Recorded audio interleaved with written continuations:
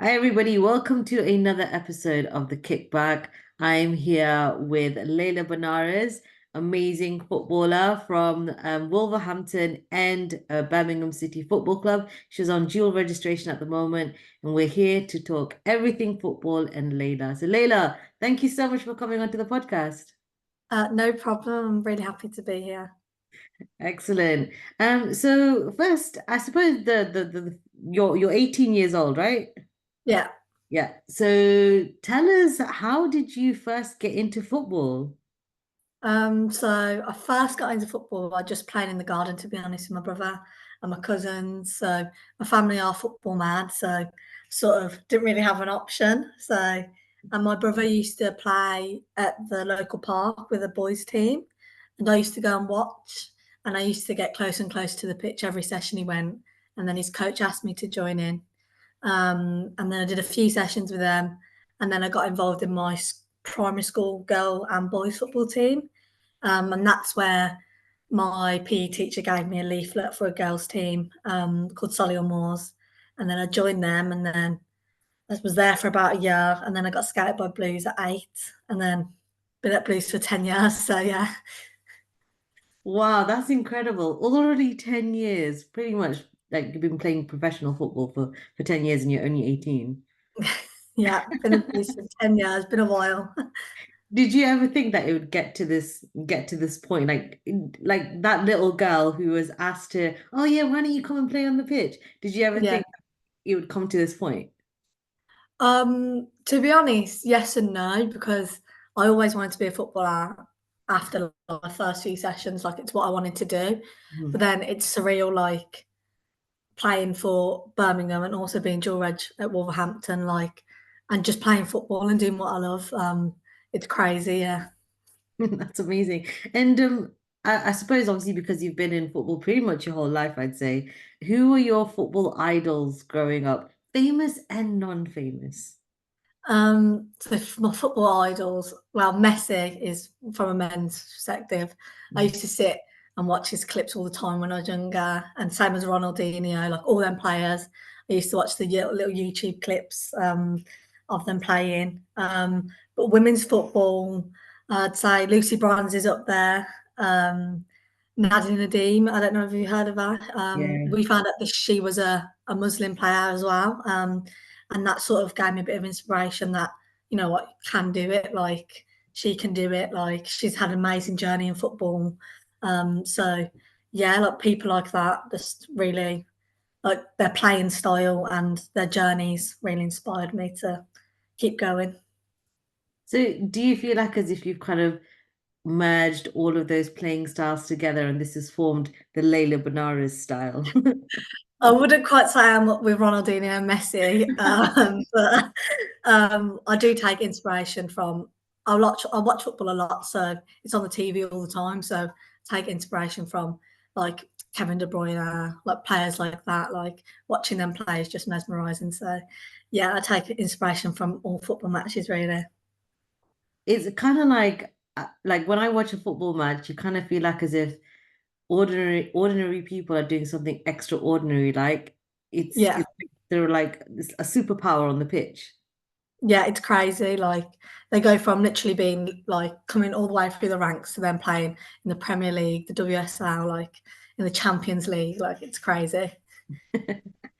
So, how does it feel to be known as the first South Asian female footballer to represent Birmingham? And how does it feel? Like, what does it mean to you to like have that? It's like crazy. I didn't know because I made my debut at 16 for Blues.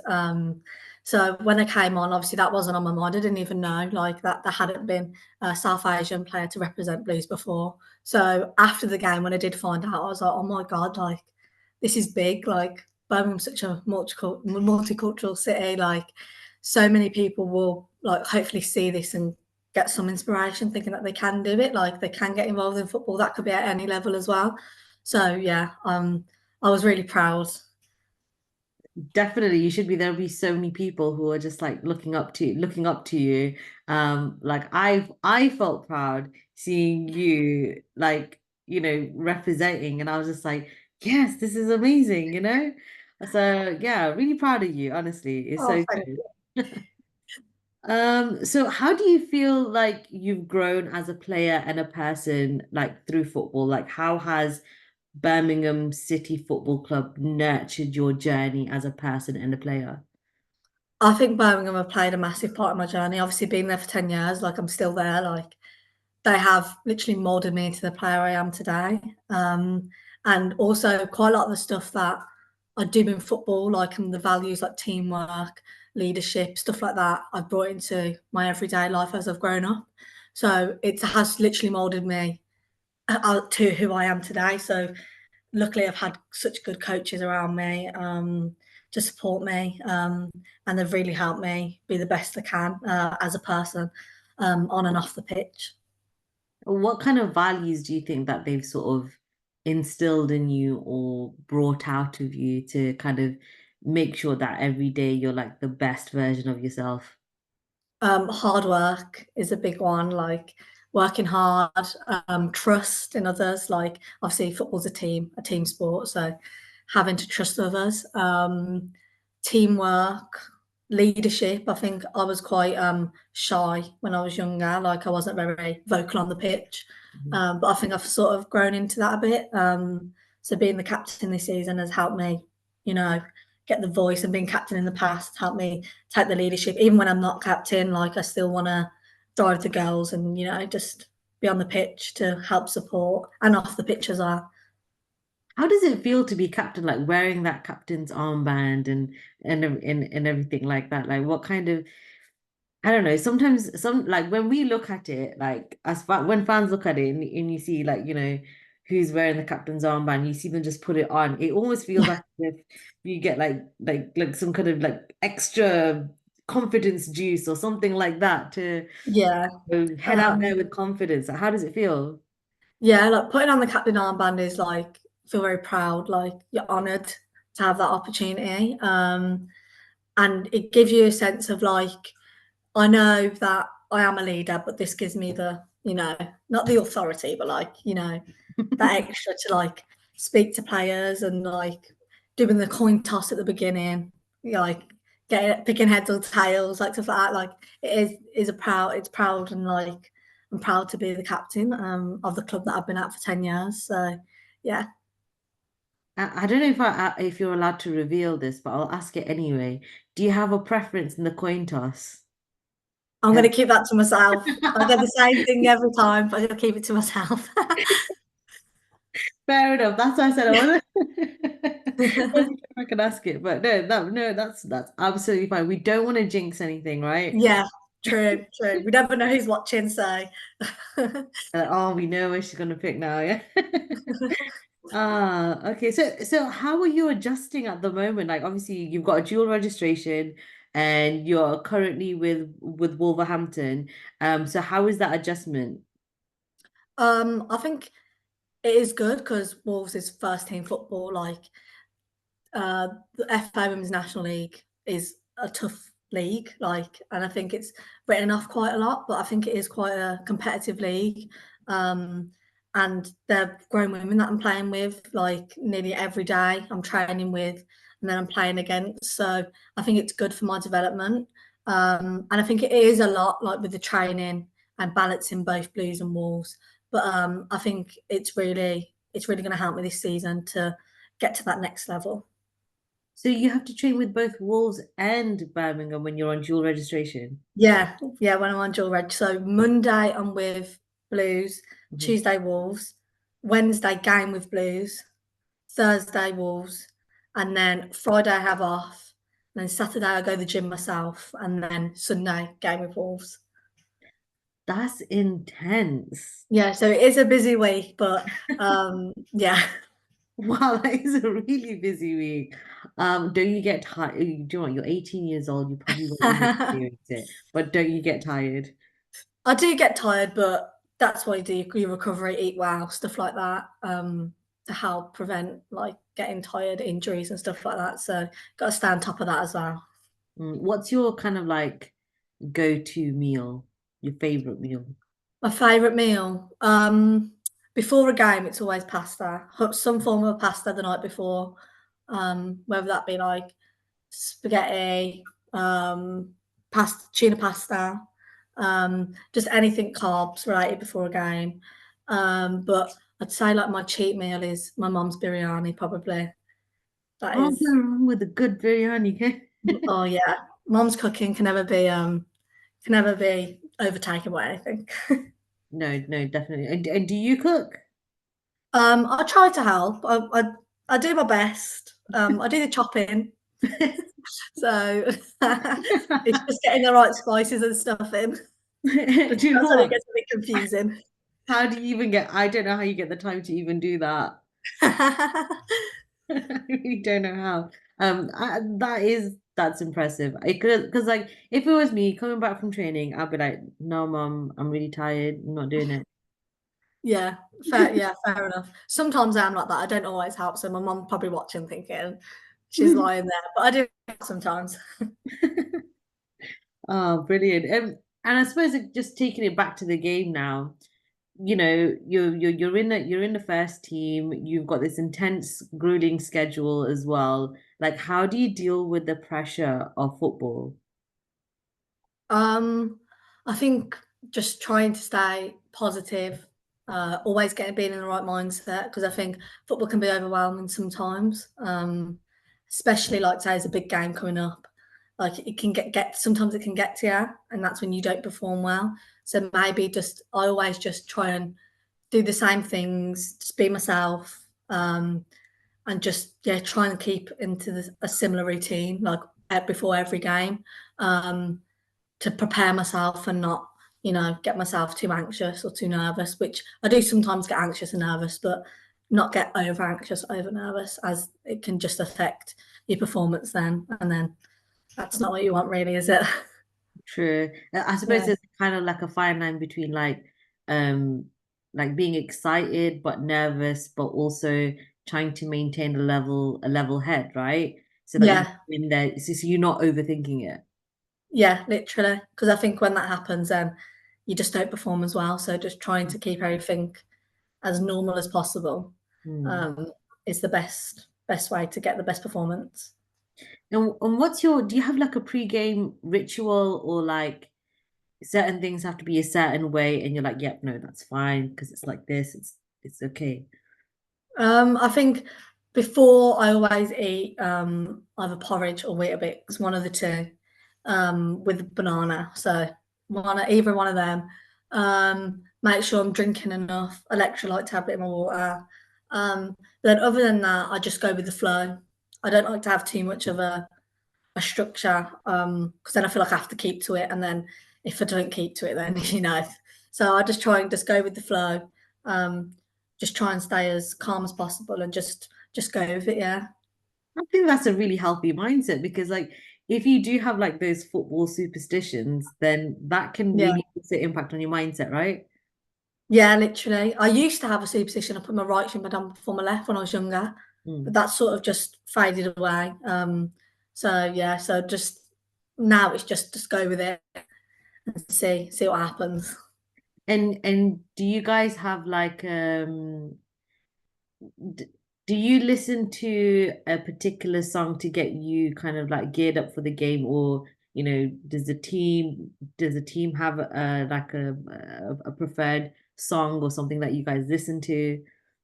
So at Blues, with the 21s, it's more like just whatever music's on.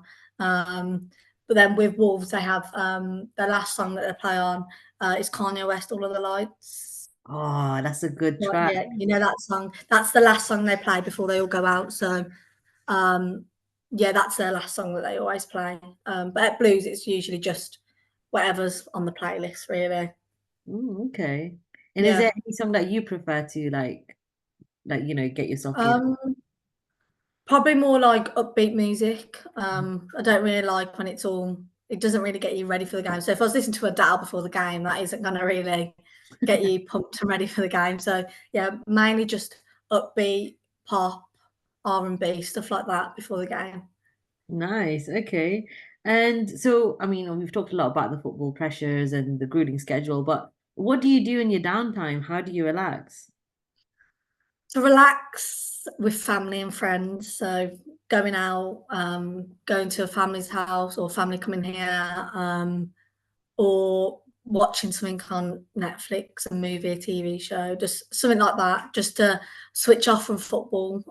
Even though I feel like I never really do, football's always on my mind, but just sort of taking the time away from it, so you're not too, you know, too involved all the time because that's when it can get a bit dangerous. So, yeah, just making sure I'm with the people I love, really. Mm. Okay. I mean, no, absolutely. Sometimes you just need to you need to watch something that doesn't tax your brain so much, right? Yeah, Yeah. I totally literally. understand. Totally get that. And so what is your ambition in football and even beyond football? Like what are your ambitions? You're so young and there's so Yeah, much to do. I know. It's a big question, isn't it? But I think my ambition always wanted to be a professional footballer. So hopefully in the next few years, then that's possible. I want to play at the highest level that I can. Whether that be here, abroad, just anywhere. Like I want to play football. I also want to be some sort of like inspiration for people. Like I want to be someone that people can see, like young South Asian Muslim girls can see and be like, if she can do it, I can do it. Like I can get involved in sport, not only football. Like that could be any sport. But yeah, I want to sort of just be the best I can and just be a role model to the young South Asian Muslim girls, yeah, that want to get involved in the sport. I think you're already doing that, to be honest with you. I went to the when I went to the Birmingham City Football Club like an open day. It was so nice to actually see the diversity of like everybody, all of the fans that were coming, and it was just so nice to see. It was so wholesome. So Yeah, clearly something is going correctly. yeah, yeah, definitely. So what do you love the most about football, would you say? Oh, I think with football, I think when you step on the pitch, I think nothing else matters other than the game. So it Mm, sort of just clears your head. It puts everything that you're potentially worrying about behind, all that matters is the game. And I love the competitiveness of it. mm, I'm a really competitive person, so like the aspect of winning, yeah, the feeling of winning the game is just unbeatable. Especially like a big game. mm. Um, I just love that when you step on the pitch, it's just all about the game, and nothing else really matters. Is there anything that sort of frustrates you, I suppose, about football as well, or about a game even? Oh, I do get frustrated quite a lot in the game. So, just small things. I think when I make a mistake, I get so frustrated, but you have to put it at the back of your mind. The next one you have to get right. I think you always have to try and stay positive on the pitch, which is quite hard. Mm, Um, because once something's happened, it's happened. You have to move on. Because if not, you're going to make another mistake, and that's just going to keep like the same cycle is going to keep happening. So I think always trying to stay positive is quite hard, but it's what you have to do. And Yeah, I mean, how does it feel to like play in front of so many people as well, like literally thousands of people? And I mean, I just think about I also like do music, and so like when I have to like perform in front of people, and there's lots of them, I get so nervous. And I'm like, with you guys also have to perform, but you've also got the fans and thousands of people who are like, cheering for you and everything like that. But are you one of those footballers who either blocks it out or do you embrace it? I sort of block it out. I'm not gonna lie. I just sort of like just focus on the game. Try not Mm, to focus on things that are going on around me. But obviously, you'll always hear fans and stuff like that, like the singing and all that. But once you step on the pitch, I think all that matters to me is the game, which is different for different people. But yeah, I sort of block it out. yeah, I mean, I think that's understandable, to be honest with you. Mm. I think you kind of have to do that, otherwise it otherwise if that's in your mind all the time, it almost becomes what's the word, it almost becomes like you're trying to play to the fans, which Yeah, you are doing, but you're trying to play a good game. Do you know what I mean? yeah. Yeah, Before playing for the fans, yeah. yeah, exactly. I mean, that's why the fans come, because you're playing a good game. Yeah, literally. It's such a difficult balance to have though, because like and I think football is such a mental game, right? Yeah, it is. It's a really big mental game. I think that's why psychologists and stuff are so important in the game. Um, like Blues have a psychologist. I think Wolves do as well. So also utilising that because some people are more mentally strong than others. So making sure you have the right mindset is really key. Definitely. Um, so are you, I mean, you're 18. The only reason I keep saying it is because it's actually incredible. Like, it's just so cool. That you're so young, you're in the first team, you've been playing football literally your whole life, but obviously football is one part of life. Do you study as well? So I've just finished college, my last year of college, literally just gone. This year I'm taking a gap year to just focus on football and then just see what happens after that, whether uni is an option, whether there's something else out there. But I just wanted because I don't think I've really had the time just to focus on football, being, you have your GCSEs and then you have college and then like it all just happens so quick, and I think that sort of takes over your life as well. So you don't really have just one focus. So I Mm. think I'm taking a gap year just to focus on football, and then after this season or year, see what's happening. To be honest with you, I think it's a good idea. I wish I had taken a gap year because like it gets really intense just studying in general. So I can't imagine what it must be like to you're juggling a career and studying at the same time. And Yeah. sometimes you just need that singular focus, right? Yeah, literally. I found it quite hard doing my college and football last year and the year before. But luckily I got through it and I was all good. I balanced my time right. So yeah, but having them two was too difficult to try and do both.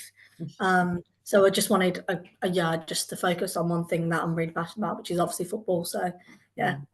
That's great. And if you like when you if and when you do go to uni, like what would you want to study? So this is the other thing. I wasn't really sure what I wanted to do. So I Mm. didn't want to go to uni and do something that I just was doing for the sake of it.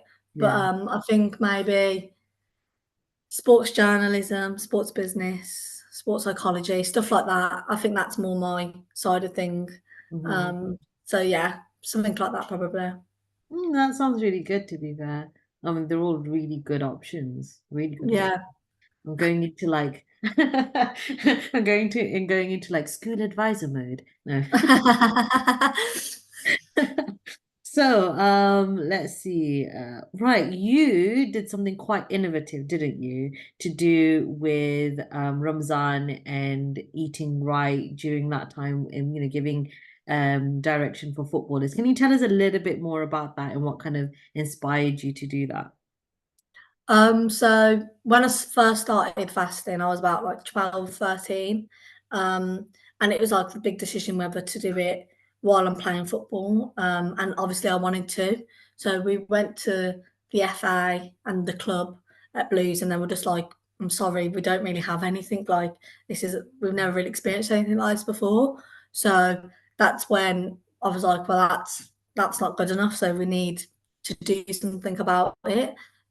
So me and my mom like got researching, and then we got in touch with the PFA, and luckily they were like, "Yeah, we want to help you try and create something." So that's when um, me and the PFA created a nutrition planner and a Ramadan planner. So the nutrition guide sort of helps you like map out meals, what would be the best thing to have, um, like after training, and stuff like what's the best things that will give you enough energy to last the whole day, obviously without eating or drinking, especially when you're playing the game and stuff. So that's when, yeah, we came up with the idea of the planner and the nutrition guide. So yeah, just so it's accessible for everyone, not only for footballers, but obviously anyone that's in a different field of sport.